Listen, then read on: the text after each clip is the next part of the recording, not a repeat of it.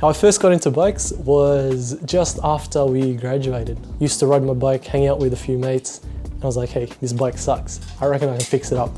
So started fiddling with it and bam, fixed bike. Corona hit, market got too crowded, everyone wants a bike, obviously. And then I was like, hey, if people have these problems, I could probably offer these solution and help them out.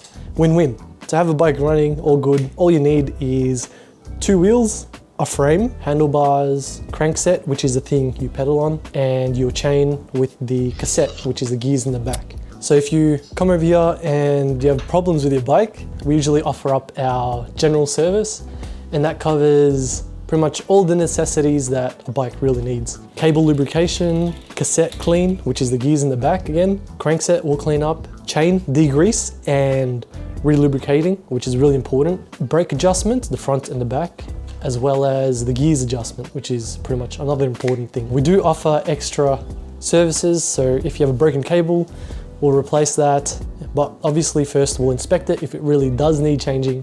If it doesn't, we'll just fix it up, probably cheaper that way. Easier, better, win-win.